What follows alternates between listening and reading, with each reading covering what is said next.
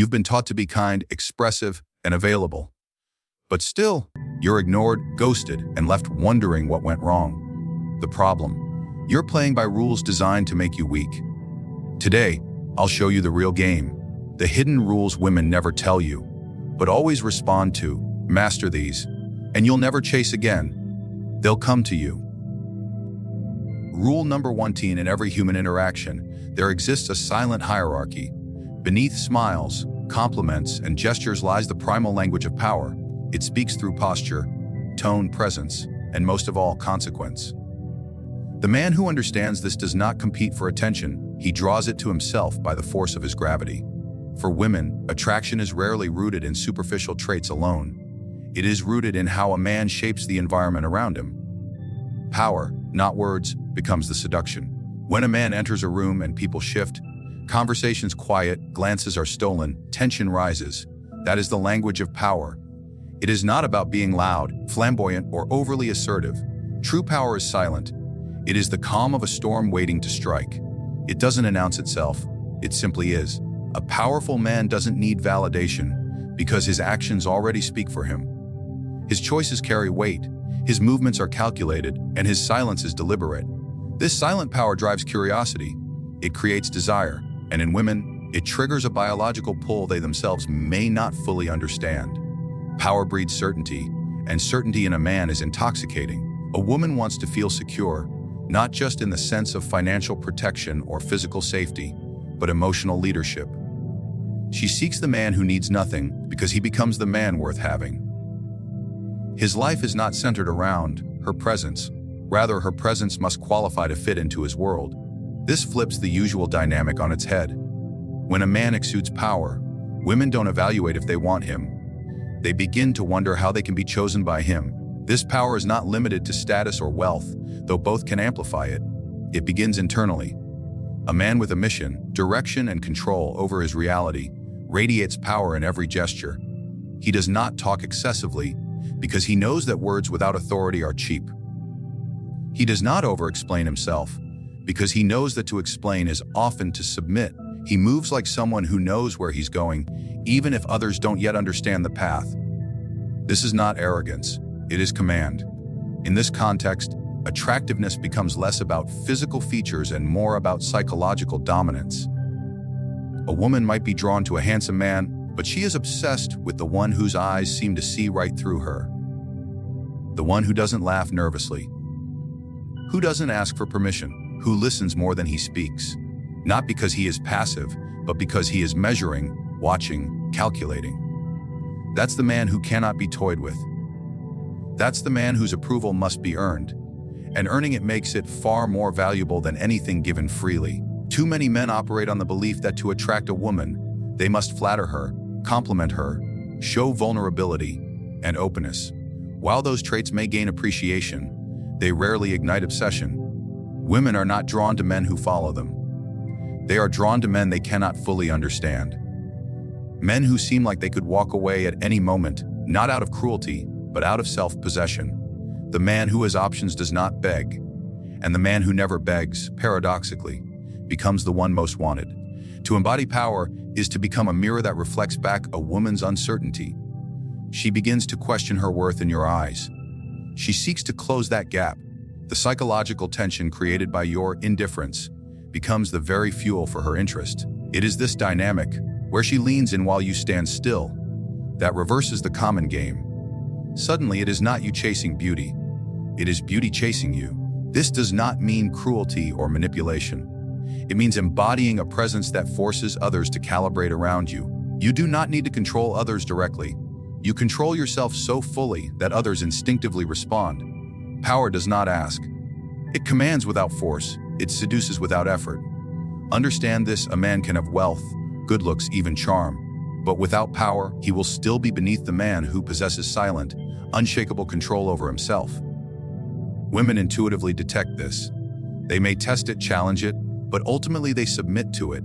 They do not crave perfection. They crave the tension between risk and stability, danger and control, and nothing creates that more effectively than a man who can walk away without flinching.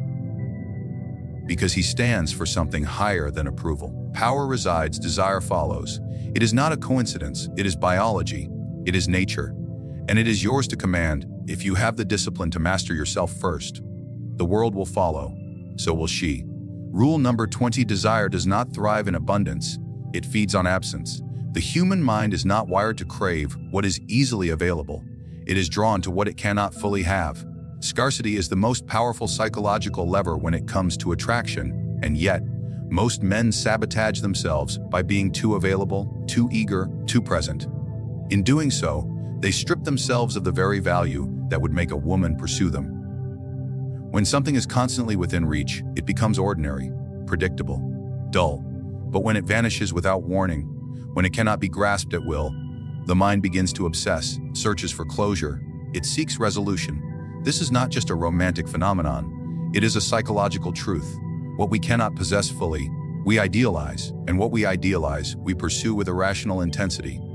Scarcity triggers imagination, and imagination is far more powerful than reality in the game of attraction. A woman doesn't dream of a man she sees constantly groveling for attention. She dreams of the one who appears at moments, leaves an imprint, and vanishes again. The one who doesn't answer right away. The one who doesn't need to be constantly seen to remain unforgettable. His absence becomes louder than another man's words. His silence echoes in her mind louder than compliments, and his unpredictability injects tension into her thoughts, forcing her to wonder, what is he doing? Who is he with? Does he even think about me? A scarcity creates a void, and the void invites fantasy. The man who is always present gives no space for mystery, and therefore gives no fuel to imagination. But the man who withholds his presence is not forgotten. He becomes mythologized. His image is shaped not by who he is in constant exposure, but by who he becomes in moments of absence. This is where true obsession is born, in the mind of the woman who can't predict your moves, and therefore can't stop thinking about them. Most men confuse availability with loyalty. They believe that being constantly present proves their value, when in reality, it only exposes their need. Neediness is the death of desire. It signals a lack of options, a lack of self-control, and most of all, a lack of status. A man who is too available communicates that his time holds no weight, that he has nowhere better to be, that his attention is cheap, and when something is cheap, it is never desired. Scarcity, on the other hand, signals abundance elsewhere. It tells her that your world is full, that she must earn her place in it. This dynamic creates a crucial psychological inversion. The man who is hard to get becomes a challenge, and women do not value what comes without effort. In fact, the more effort she must expend to reach you, the more valuable you become in her eyes.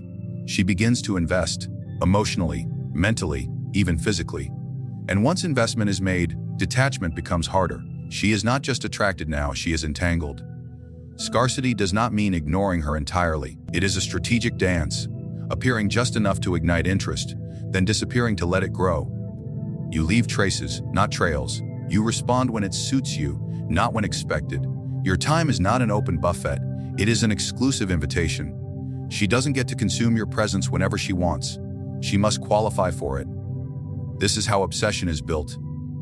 Not by overwhelming her with affection, by creating a subtle lack that she feels compelled to fill. The modern world promotes the illusion that instant communication and constant connection are desirable.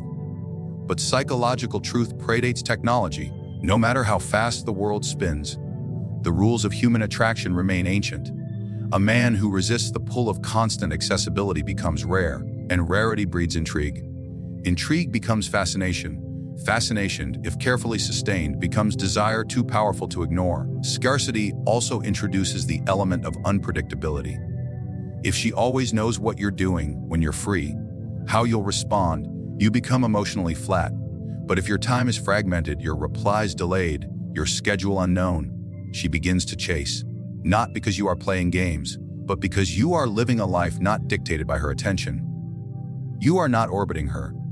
You are your own sun, and she begins to revolve around you, trying to stay within your light. When a man masters the power of scarcity, he no longer needs to convince, explain. His distance does more than his presence ever could. His silence speaks louder than words.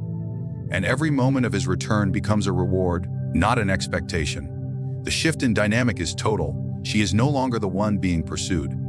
She becomes the pursuer. Not because you tried to make her chase you, but because you became something she could not easily possess. And what cannot be possessed becomes impossible to forget. Rule number 3E. Every interaction between a man and a woman is a subtle negotiation of power. Not through overt words or physical dominance, but through the invisible architecture of the frame. The context that shapes how both people perceive the moment. Whoever controls the frame controls how the game is played, how it's understood, and most importantly, who leads. The frame is the battlefield before the battle begins. The one who sets it wins before even making a move. Weak man walks into a conversation hoping to be liked. He reacts, he adjusts, he mirrors. He softens his tone and measures his words based on how the woman responds to him. What he doesn't realize is that by doing so, he's already lost control. He is inside her frame, her world, her definitions, her expectations. In this position, he can only respond, never lead. He becomes reactive instead of directive, subordinate instead of sovereign. Women do not submit to men who submit to them psychologically. They submit to the man who imposes his reality so powerfully that she wants to be part of it. The frame is not just about conversation. It's about energy, presence, and mental dominance. A woman tests constantly to see if she can shake your reality. She disagrees not always to debate, but to probe for weakness. She challenges, not always for argument, but for insight into your emotional control. If you allow her to dictate the tone, the topic, the rules of engagement, you cease to be a leader. You become a participant in her narrative. And a man without his own narrative becomes disposable. The man who controls the frame does not get flustered. He does not over-explain himself. He is rooted in his worldview, and he does not seek validation for it. He makes statements, not questions. He sets the rhythm of interaction, and she follows. Not because she's forced to, but because she feels the pull of authority wrapped in calmness. A strong frame doesn't push. It invites surrender without demand. And surrender, when voluntary, becomes desire. Frame control also determines what is acceptable, what is desirable, and what is respected. If a woman tests you with drama or manipulation, and you respond with anger, pleading, or explanation, you've entered her frame. If you meet her emotional chaos with steady eyes, minimal words, and composed detachment, she is forced to recalibrate. She realizes she's not the dominant force in the room. Your refusal to be moved becomes its own language. A statement that you are not a man who dances to emotional fluctuations. You are the stillness she cannot disrupt, and therefore cannot ignore. Leadership in relationships, like leadership in politics, is never granted. It is seized by those who dare to define the rules. If you are not defining the interaction, you are being defined by it. If you are not leading the emotional tone, you are being led by hers. Women are not repelled by assertiveness.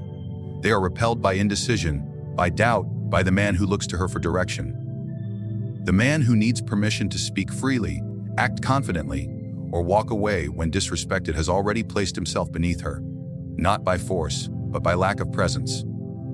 A powerful frame is built from internal conviction, cannot be faked, because women are attuned to inconsistency. They feel when a man's confidence is a mask, and they probe until it cracks. But when a man speaks with purpose, when his body is relaxed and his gaze unwavering, she finds herself being drawn into his world, into a frame she did not create but now cannot resist. Her reality begins to shift to match his. This is where attraction becomes submission, not through demand, but through psychological dominance. Even in silence, the frame holds. The man who can sit in silence without rushing to fill its show. He's not ruled by social anxiety. The man who lets her talk without reacting to every word signals emotional self-mastery. And the man who disagrees calmly, even boldly, shows he doesn't fear rejection.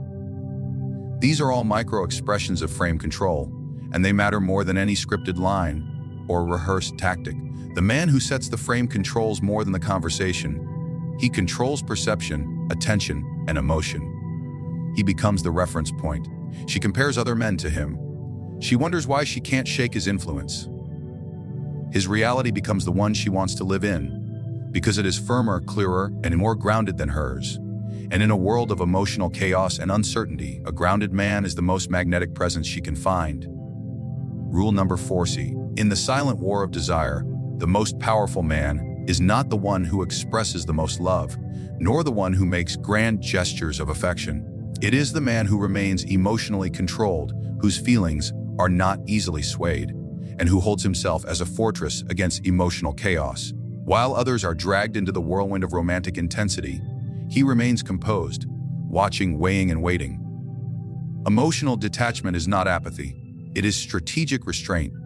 And in the world of women and seduction, it is a weapon more potent than charm or passion. Most men bleed emotion at the first sign of attention. They confuse openness with strength, vulnerability with value. They speak too much, feel too deeply too soon, and collapse the mystery that could have bound her to them. In trying to be emotionally transparent, they dissolve the very tension that makes a woman chase. Desire is not born from emotional exposure. It is born from distance, from the mystery of the unknown, from the inability to predict what you feel, what you think, and how much power she truly holds over you. A woman wants to feel. She seeks emotional highs and lows. But if you give her all your emotion too quickly, she grows bored. The thrill is gone. The puzzle is solved. The man who has not mastered his emotional state becomes a toy, a predictable figure she can move at will. The man who can look her in the eye and reveal nothing. He doesn't choose to. He becomes an obsession. She begins to seek his emotional center. She wants to unlock him. And in that quest, she invests herself deeper than she ever would for a man who wore his heart on his sleeve. Emotional detachment means you are never too high, never too low. If she pulls away, you do not chase. If she tests you, you do not react. If she cries, screams, or retreats into silence, you remain unaffected. Not because you are cold, but because you have mastered the internal discipline to never be moved unless you choose to be. This unshakable calm is what separates the ordinary from the powerful. It signals that you are not dependent on her approval, nor swayed by her moods. You are centered in yourself, and that center cannot be breached.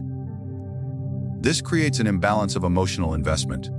While she spirals in doubt, overanalyzing your words and wondering what you feel, you remain a question mark. And in romance, the question mark is always more powerful than the exclamation point. Certainty ends the chase, but when she cannot fully access your emotions, when she senses you could leave at any moment without collapse, she leans in. She tries harder. She opens herself more fully. Her desire becomes tied to the enigma you embody. Emotional detachment also gives you power in conflict. When most men argue, they raise their voices, get defensive, and try to prove their point. But a detached man listens without flinching. He speaks slowly, precisely. He does not need to win because he does not feel threatened. His very calmness frustrates and fascinates. She may scream, accuse, or withdraw, hoping to ignite reaction. But when none comes, her emotional weapons turn inward. She begins to question her tactics, question herself, question why you are not responding like other men. This psychological tension makes her feel that you are stronger, higher in value, and ultimately less available. And the less available you seem, the more she is pulled toward you. The root of this power lies in self-sufficiency. The emotionally detached man is not numb. He simply does not depend on anyone else to define his emotional reality. His validation is internal. His mood is not determined by external affection. This creates a fortress around him, an impenetrable wall that both protects and elevates him. While other men crumble when love is withheld, he remains unaffected. While others beg for attention, he disappears into his purpose. While others plead to be understood, he speaks less and observes more. To be emotionally detached is not to suppress emotions, but to master them. It is to feel deeply yet show selectively. It is to possess the emotional range of a king and the restraint of a strategist. Women are not drawn to the man who pleads for connection. They are drawn to the man who values his solitude so much that any connection must be exceptional to be accepted. She doesn't want to be your emotional crutch. She wants to prove herself worthy of breaching the fortress. In a world where most men are desperate to be felt, to be seen, to be understood, the man who withholds becomes a relic of power. He stands out. He radiates strength.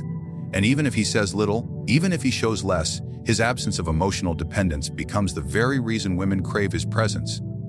Rule number 50. Power in relationships is not maintained by affection. It is maintained by perception. And The most potent perception you can create in a woman's mind is this: she is being treated like the most special woman in the world, while silently understanding that she is not irreplaceable. This contradiction, the illusion of exclusivity layered over the unspoken awareness of disposability, is the sharpest double-edged sword in seduction. It keeps her emotionally invested, constantly striving, and subtly insecure in a way that fuels her attachment to you. The mistake most men make is choosing between two extremes. Some men treat women like queens, pouring affection, validation, and emotional loyalty into every moment of interaction. These men are quickly taken for granted. Their devotion, while sincere, lacks mystery. It shows its entire hand too soon. And once a woman knows she is the center of your world, she begins to explore her options outside of it. Others go the opposite way, cold, indifferent, emotionally distant. These men may evoke curiosity for a time, but they fail to create emotional safety. Without at least a sense of being special, a woman will eventually retreat to someone who gives her that illusion. The man who makes her feel rare while showing that she is ultimately replaceable. He becomes psychologically dominant. She experiences both elevation and uncertainty. One moment, she feels like the only woman alive who has access to your inner world. The next, she senses that if she were to withdraw or disrespect you, you would move on without hesitation. This dynamic is not about cruelty. It is about maintaining leverage. It is the leverage that keeps her effortful, attentive, and emotionally hooked. To create this paradox, your actions must be deliberate. You show her kindness, attention, and charm. You let her taste the experience of being chosen, but you never let her forget that she was not your only option. Your compliments are rare, and when given, they are precise, not desperate. You may tell her she's beautiful, but never in a way that sounds like awe. You may show desire, but never hunger. You may offer your time, but not your full availability. These are not empty gestures. They are calculated imprints designed to draw her deeper while never letting her feel fully secure. Security, while comforting, is the enemy of passion. When a woman knows exactly where she stands, her imagination dies. But when she senses that her position is maintained by her behavior, by how she speaks, how she acts, how she treats you, then she becomes invested in sustaining it.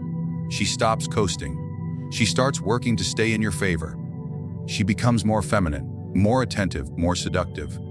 All of this flows from one silent message you communicate at all times: you're special, but not essential. This balance must also be seen in how you live your life. You must appear as a man in motion, a man who has options, purpose, and direction with or without her. She must witness that your life is rich, filled with movement, friends, other women who desire you, or ambitions that consume your time. She must feel your presence as a gift, not an entitlement. The moment she begins to believe that your life revolves around her, the game shifts, and you lose. Even in intimacy, the message must be clear. You enjoy her. You are not obsessed. You connect, but you do not collapse. You care, but you are not controlled. This is where true dominance resides, not in being emotionally distant, but in being emotionally sovereign. You can feel love without becoming enslaved by it. You can enjoy her affection without needing it. You are the center, and she orbits around that center, not the other way around. In social settings, your subtle signals matter even more. If she sees you talk to other women with confidence, but without desperation, she senses your worth is publicly recognized. If you speak of your past without bitterness, but with authority, she realizes other women have desired you, but none have tamed you. If you move through life with silent discipline, high standards, and a calm detachment from validation, she begins to internalize that her access to you is not automatic. It is earned and must be maintained. Eventually, this dynamic takes root in her subconscious. She feels the pull to be perfect in your eyes, not because you demand it, because you subtly imply that someone else could always step in. She is not terrified of being replaced, but she is aware of it, and that awareness drives her behavior. She becomes more giving, more emotionally engaged, more willing to meet your standards, because deep down, she knows she is in the presence of a man who could walk away, not out of spite, but out of principle. This is the highest form of psychological control, not overt manipulation, but calibrated perception. You are not threatening abandonment, nor are you rewarding obedience. You are simply being the kind of man who values himself so highly that no woman, no matter how beautiful or unique, can ever become your entire world. And yet, in treating her like a queen, while never depending on her for your kingdom, you inspire her deepest desire to remain your chosen one, even if she knows she was never your only one. In a world where most men are taught to please, to prove, and to pursue endlessly, the true master of influence operates differently. He does not chase validation. He cultivates gravity. He understands that power in relationships lies not in emotional indulgence or constant availability, but in controlled mystery, strategic detachment, and the ability to shape perception without ever revealing his full hand. You've now uncovered 5 hidden rules that separate the forgettable from the unforgettable. These aren't tricks. They are psychological principles rooted in the understanding of human nature, how power, desire, and uncertainty weave together to create obsession. The man who leads without demanding, who sets the frame without debate, who withholds emotion without coldness, and who treats her like royalty while making her feel replaceable. He doesn't ask for women to beg. He creates the conditions where they need to. This isn't about manipulation. It's about positioning. It's about embodying the type of man who naturally commands attention, devotion, and loyalty, not because he demands it, but because he is a rare force in a world full of weak negotiation. Play by these rules not with arrogance, with quiet conviction. The result isn't just attraction. It's power that endures, even in silence.